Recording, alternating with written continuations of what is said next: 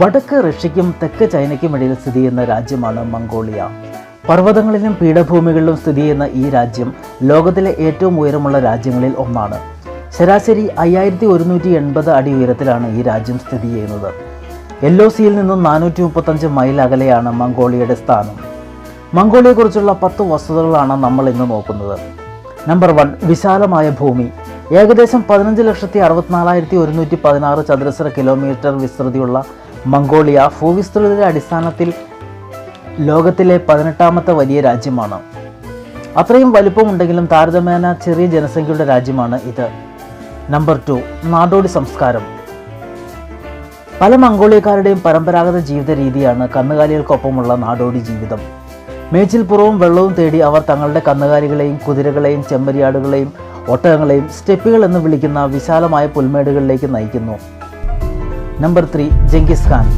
ചരിത്രത്തിലെ ഏറ്റവും വലിയ തുടർച്ചയായ സാമ്രാജ്യമായിരുന്ന മംഗോളിയൻ സാമ്രാജ്യത്തിൻ്റെ സ്ഥാപകൻ ജെങ്കിസ് ഖാൻ്റെ ജന്മസ്ഥലം എന്ന നിലയിൽ മംഗോളിയ പ്രശസ്തമാണ്. നമ്പർ 4, നാദം ഫെസ്റ്റിവൽ. മംഗോളിയയിലെ ഏറ്റവും പ്രധാനപ്പെട്ട പരമ്പരാഗത ഉത്സവമാണ് നാദം. ഗുസ്തി, കുതിരപ്പന്തയം, അമ്പെയ്ത്ത് എന്നിവയുടെ ത്രിമാൻലി ഗെയിമുകൾ ഇവിടെ അവതരിപ്പിക്കപ്പെടുന്നു. ജൂലൈയിൽ ഇത് രാജ്യവ്യാപകമായി ആഘോഷിക്കുന്നു. നമ്പർ 5, ഗോബി മരുഭൂമി. തെക്കൻ മംഗോളിയയിലും വടക്കൻ ചൈനയിലും വ്യാപിച്ചു കിടക്കുന്ന ഗോബി മരുഭൂമി ലോകത്തിലെ ഏറ്റവും വലിയ മരുഭൂമികളിൽ ഒന്നാണ്. വരണ്ട കാലാവസ്ഥയായിരുന്നിട്ടും ബാക്ടീരിയൻ ഒട്ടകങ്ങൾ, മഞ്ഞ പുള്ളിപ്പുലികൾ എന്നിവ പോലുള്ള അതുല്യ ജീവികളുടെ ആവാസ കേന്ദ്രമാണിത്. നമ്പർ 6, പരമ്പരാഗത വസ്ത്രങ്ങൾ. മംഗോളിയൻ പരമ്പരാഗത വസ്ത്രങ്ങളെ ഡീൽ എന്ന് വിളിക്കുന്നു. ഇത് ഒരു നീണ്ട വർണ്ണാഭമായ മേലങ്കി പോലെയുള്ള വസ്ത്രമാണ്. ഡീലിൻ്റെ രൂപകൽപ്പന പ്രദേശങ്ങൾക്കിടയിൽ വ്യത്യാസപ്പെടുകയും പ്രാദേശിക കാലാവസ്ഥയ്ക്കും സംസ്കാരത്തിനും അനുയോജ്യവുമാണ്. നമ്പർ 7, യൂർട്ട്സ്. മംഗോളിയൻ നാടോടികളുടെ പരമ്പരാഗത വാസസ്ഥലം യാർട്ട് ആണ്. പ്രാദേശികമായി ഇത് ഗർ എന്നറിയപ്പെടുന്നു.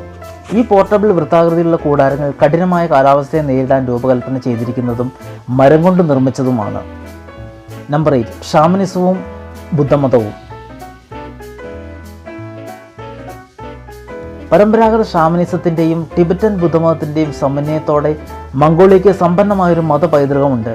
കമ്മ്യൂണിസ്റ്റ് ഭരണകാലത്ത് പതിറ്റാണ്ടുകളായി അടിച്ചമർത്തപ്പെട്ടിരുന്നെങ്കിലും 1990കൾ മുതൽ ബുദ്ധമതത്തിൻ്റെ ഒരു പുനരുജ്ജീവനം ആരംഭിച്ചിട്ടുണ്ട്. നമ്പർ 9, നാദം കറൻസി. മംഗോളിയയുടെ കറൻസിയെ ടുഗ്രിക് എന്ന് വിളിക്കുന്നു. നേരത്തെ സൂചിപ്പിച്ച പരമ്പരാഗത കളികളെ സൂചിപ്പിക്കുന്ന നാദം എന്ന വാക്കിൽ നിന്നാണ് ടുഗ്രിക് എന്ന നാമം ഉരുത്തിരിഞ്ഞിരിക്കുന്നത്. നമ്പർ 10, ബഹിരാകാശ പര്യവേഷണ കണക്ഷൻ. മംഗോളിയയ്ക്ക് ബഹിരാകാശ പര്യവേഷണവുമായി ഒരു ലിങ്ക് ഉണ്ട്. 1993 ഗോബി മരുഭൂമിയിൽ നിന്ന് ഫോസിലൈസ് ചെയ്ത ഒരു ദിനോസർ മുട്ട കണ്ടെത്തി. ഇത് ഒരു ഇനം ദിനോസറിനെ മുട്ടക്കള്ളൻ എന്നർത്ഥം വരുന്ന ഓവിറാപ്റ്റർ എന്ന പേരിലേക്ക് നയിച്ചു.